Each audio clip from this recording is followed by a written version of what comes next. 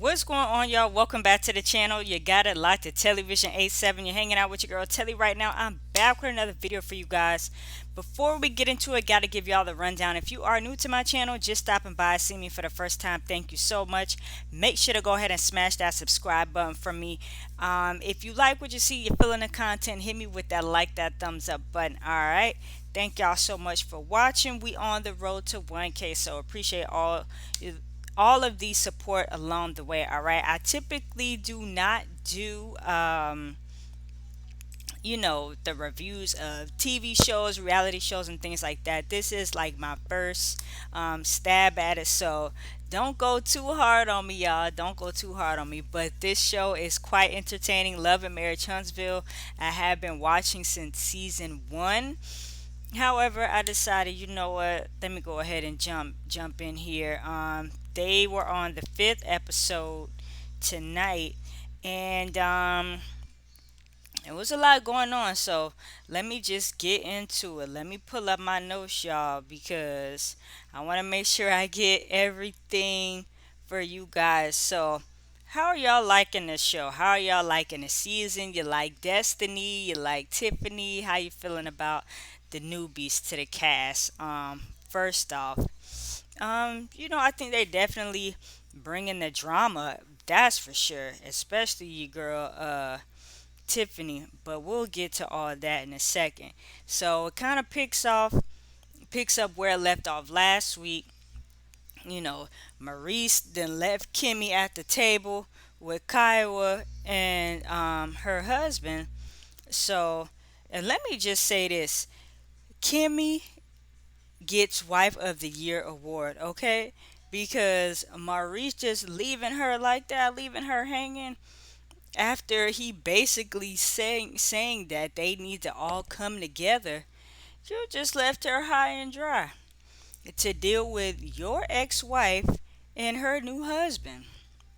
So I thought that was kind of not the best choice for Maurice, you know what I'm saying, to make at that particular time.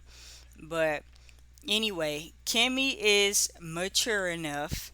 She's, handling business. So she's talking to Kyle and her husband, basically about Monster and um, that they are going to have to all get along because Monster is getting into, aka Maurice Jr., is getting into those formative years, and he really needs to see that everybody is getting along and they can all come together and be civil.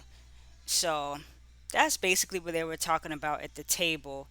And Kimmy just let Kyra know, like, hey, I didn't know about the vaping issue, and it was brought up to me by another woman, and that's how I found out about it. So she let Kyra know, um, you know, that wasn't the best situation to be in, and you know, but moving forward, they're all gonna do their best to, like I said, just come together as a family to love on Monster.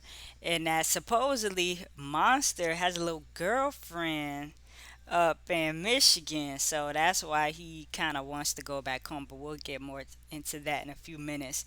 So, in the next scene, we get Destiny and Letitia. They go car shopping, child. Destiny and Letitia, they want to have hot girl summer, hot car summer, whatever. So while the guy is going to get the keys for the cars or whatever, they end up talking about Tiffany. Destiny brings up the fact that Tiffany, you know, was basically, I know I say basically a lot. Sorry about that. You just have those filler words. I'm just catching myself doing that. So she's talking to her about she doesn't like the fact that Tiffany brought up seeing her now ex-husband with another woman. She thought that that was kind of like a little bit foul, even though I don't think Tiffany had ill intentions.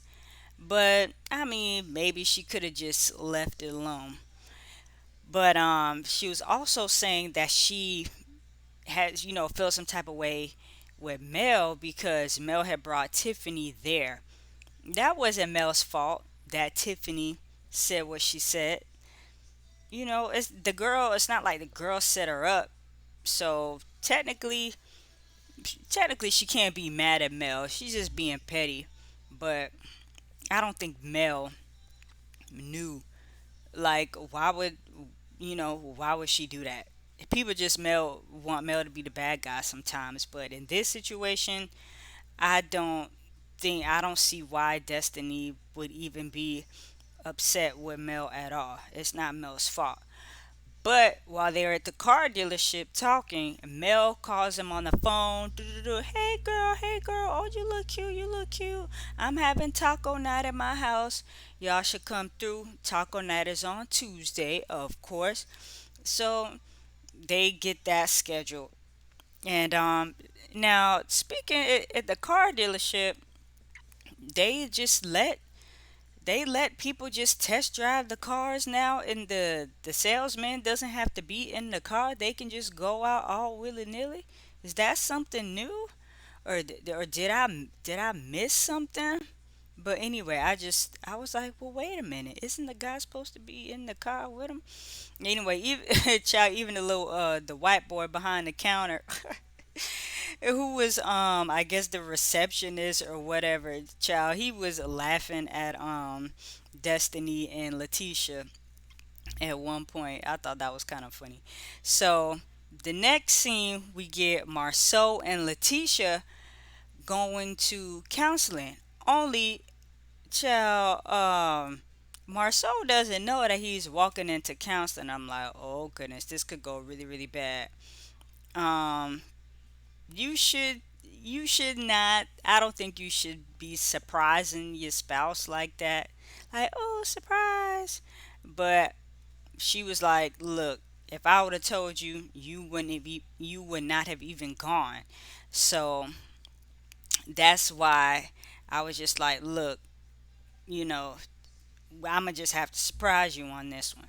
So it's the same counselor that was talking with Martell and Melody when they were going through, their issues and things like that. So it's that same guy.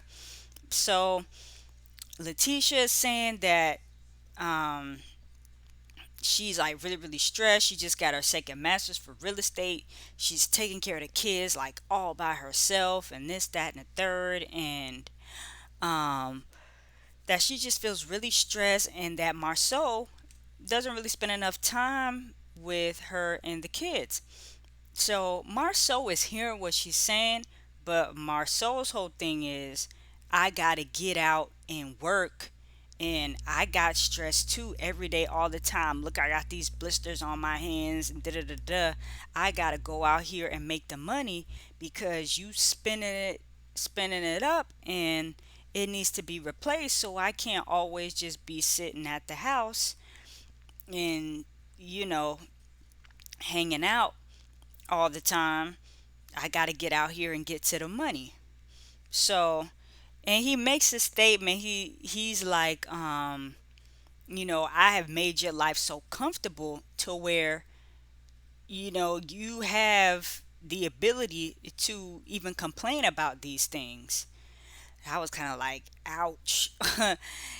I mean, he seems just real like unsympathetic, or not very, not really trying to hear what she was saying on that. But he kind of does come around a little bit. So he's like, "Hey Siri, schedule schedule date night on Thursdays at 8 o'clock." So then the counselor is like, "Oh, this is like setting an appointment with your wife." And da da da da da. But Letitia accepts it. It's better than nothing. And until Marceau can get more acclimated to really making more time for his wife and his kids, um, he just gonna set an appointment for now and keep it moving. So after that, counseling session, in the next scene, we get Maurice and Kiowa and Monster. They're at this space. Um, what do you even call it? Like space. Where you go. I guess like a space museum or something of that nature. But they're going to talk about rockets and space and this, that, and the third. So they do that. And afterwards, they're sitting outside and just bringing up the whole vaping thing again. And Maurice brings up a very good point and said, hey, look, Monster, as you're getting older, these choices that you make, every choice is an important one. So you're really going to have to start thinking about the decisions that you make because now people are looking at you, especially being a young black man, and saying, hey, now you got to go above and beyond to prove that that's not the kind of person that you are, that you just made a mistake. So it seems like Monster was getting it, but Maurice says, you know what, I'm going to have to keep making sure we have these type of conversations because I want to make sure that he understands um that he understands these things. And then they get to the girlfriend in Michigan, and they get a little bit into a conversation about sex, and that is okay, it's natural, you know to want to have sex and do these things and blah blah blah, but you also have to be responsible with it. You just can't be doing any old kind of thing out here. In a nutshell, that's what they were saying, and that they would revisit that conversation and keep it open for later. And Monster's like, oh, I want to, get married after college, or he says something like he wants to have a healthy marriage, which was like refreshing to hear a young man say that. So hopefully he will keep that way of thinking, but child, I don't know.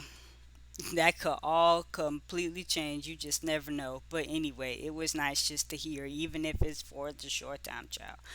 But off of that, we get Tiffany talking to her husband. I don't remember his name. I'm so sorry. I did not write his name down.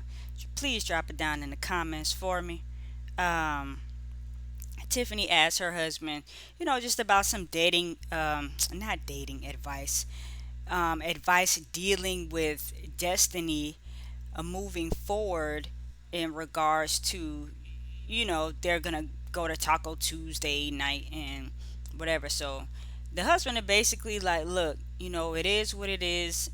You didn't bring it up as ill intent, but just just move how you move. If she accept you, cool. If not, that's fine, but y'all could still be civil and cordial with each other.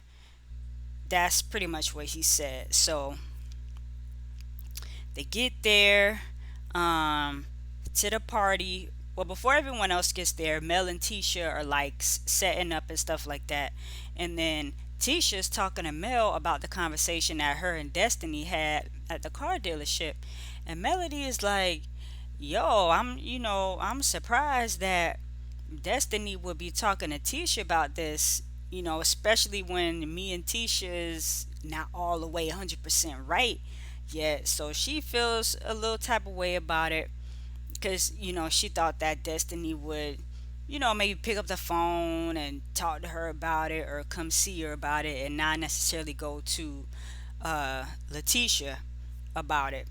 So that's Mel whole thing, but she not really tripping. She want everybody just to come and they could air out and talk about whatever the issue is. So then Tiffany gets to the house. I'm sorry, Tisha's like, oh hey Tiffany girl, hey yeah okay. They realize they know each other from Chamber of Commerce, but Tisha didn't know that right away. So she just kept hearing about this Tiffany chick. But then when she saw her, she's like, oh, okay, I know you. Hey, girl, what's up? But I still been hearing things about you. Um, so we're gonna have to all talk about it when everybody gets here. Cool. Everybody comes. It's Kimmy, it's Mel, it's Tiffany, it's Tisha, and Destiny gets there. She get there late, child. She out on the porch, like, girl, you didn't lock me out. I'm at your front door. So, child, they go get Destiny. Destiny comes, sit down. They drinking and eating or whatever. So, correct me if I'm wrong, but did Mel bring it up first? Like, oh, Tisha told me that you a little bit upset with me. I think Mel started it off. Correct me if I'm wrong. And then Destiny was looking at Tisha like, what? And then Tisha was like, yeah, I did mention her that you may be a little bit upset and that you need to have a conversation about what happened at the birthday brunch um the other day.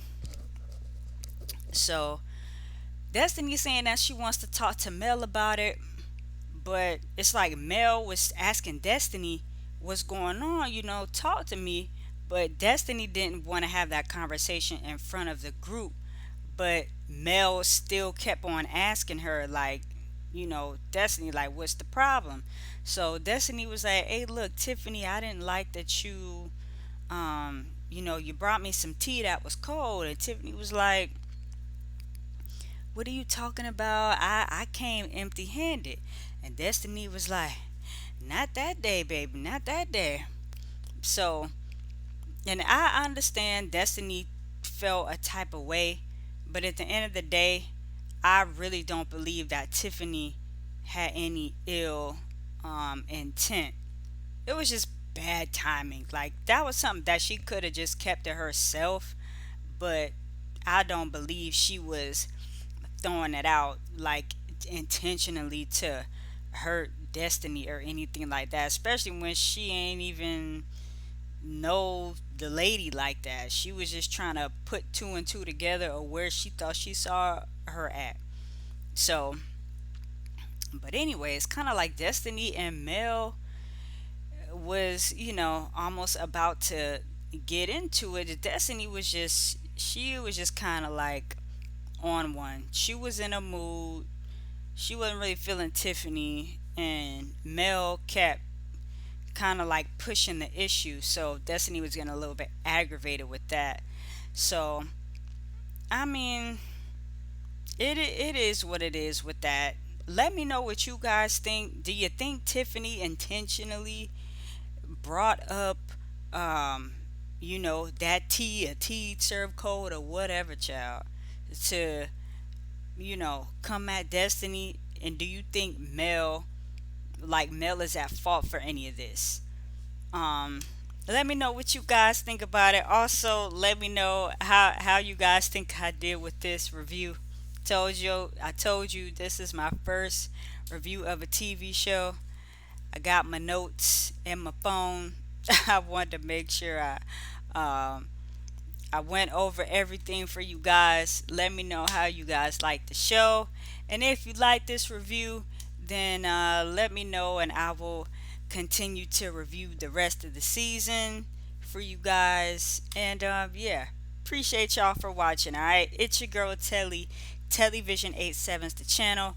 Make sure to smash that subscribe button for me and hit me with that thumbs up button. All right, we on the road to 1K and we almost there. So until next time, I will be back with another video for you guys soon. All right, until then, peace.